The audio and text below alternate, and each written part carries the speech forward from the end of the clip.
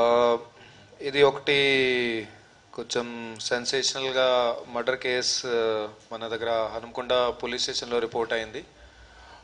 So దానికి సంబంధించి press meet ఇది. ఇది బేసికల్గా ఇంతకుముందు మనకి మ్యాన్ మిస్సింగ్ అని కంప్లైంట్ ఇది వచ్చింది. సో అది ఒరిజినల్గా అది ఎఫ్ఐఆర్ ఉండే.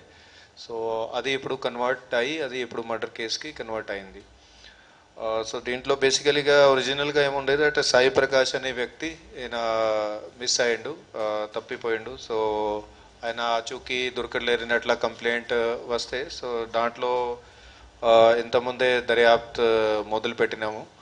సో దర్యాప్తు చేస్తూ చేస్తూ దాంట్లోనే మనకి ఇన్వెస్టిగేషన్లోనే కొన్ని క్లూస్ వచ్చినాయి దట్ ప్రాబబ్లీ ఈయనది మర్డర్ అట్లా జరిగినట్టు ఉంటుంది. సో ఆ క్లూజ్ని మళ్ళీ ఫర్దర్గా డెవలప్ చేస్తే ఇది తెలిసిపోయింది దట్ ఇది క్లియర్ కట్ ఒక మర్డర్ కేసే ఉంది. సో ఆ మర్డర్ కేసులో వచ్చేసి ఇప్పుడు 6 నిందితులు ఎవరైతే ఉన్నారో వాళ్ళని కస్టడీలోకి తీసుకోవడం జరిగింది. 6 నిందితులు వివరాలు వచ్చేసి ఇందులో ముఖ్య అక్యూజ్ ఎవరైతే ఉన్నాడో భాషా బోయిన శ్రీనివాస్ అని, ఆయన 40 సంవత్సరాలు. ఇతను యాక్చువల్గా ములుగ్ జిల్లాలో వెంకటాపూర్ పోలీస్ స్టేషన్లో కానిస్టేబుల్గా పనిచేస్తున్నాడు. అట్లాగే సెకండ్ అక్యూజ్ ఎవరైతే ఉన్నాడు దివిలి సాయి అని, ఇతనిది 27 సంవత్సరాలు. ఇతను ఆటో డ్రైవర్గా ఉన్నాడు, ఇక్కడ మన హనంకొండలోనే నడుపుతుంటాడు. దాని మూడో ఆయన వచ్చేసి ఆలో తరుణ్ కుమార్ ఎలియాస్ పాండు అని, ఇతనిది 31 సంవత్సరాలు. ఇతనిది కూడా హనంకొండ. 4వ ఆయన వచ్చేసి అఖిల్ నాయక్ అని ఉన్నాడు, సభావత్ అఖిల్ నాయక్. ఇతనిది ఖానాపూర్ మండల్ ఉంది.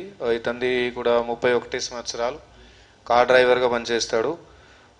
5గురు వచ్చేసి బడవత్ రాజు అని, ఇతనిది కూడా లోకల్ హనంకొండ. ఇతనిది 39 సంవత్సరాలు. ఇతను కూడా ఆటో డ్రైవర్గా ఉన్నాడు. దాన్ని 6వ అక్యూజ్ ఆమె లేడీ ఉంది, ఆమె పేరు వచ్చేసి చిట్టం నిర్మల అని. ఆమెది 40 సంవత్సరాలు. బేసికలీ వాజేడు ములుగు జిల్లా నుంచి ఉంది, హౌస్ వైఫ్గా ఉంది. సో బేసికల్గా దీంట్లో ఎట్లా టోటల్ ఇన్సిడెంట్ ఎట్లా అయింది అంటే, ఇది A1 ఎవరితో ఉన్నాడు శ్రీనివాస్ అని కానిస్టేబుల్, ములుగు జిల్లాలో పనిచేస్తున్నాడు. ఇతను 2009లో డిపార్ట్మెంట్లోకి వచ్చిండు. సో తర్వాత ఇతను అక్కడ డ్యూటీ చేస్తూ ములుగు జిల్లాలోనే డ్యూటీ చేస్తూ వెంకటాపూర్ వాజేడు పోలీస్ స్టేషన్ అక్కడ ఉంది, అక్కడ డ్యూటీ చేస్తూ ఈమె లేడీ తన ఫ్యామిలీ మెంబర్స్ తోటి ఏదో వేరే ఏదైనా కేసు ల్యాండ్ సంబంధించిన కేసుకి పోలీస్ స్టేషన్కి కంప్లైంట్ చేసింది. సో అప్పుడు ఆమెతోటి ఇతనికి పరిచయం ఏర్పడింది. సో ఆ పరిచయం ఏర్పడిన తర్వాత ఇతను అట్లాగనే కంటిన్యూ చేసిండు. సో కంటిన్యూ చేస్తూ అలాది ఏదో ఫిజికల్గా కూడా సెక్సువల్గా కాంటాక్ట్ అది కూడా డెవలప్ అయినట్టు ఉంది.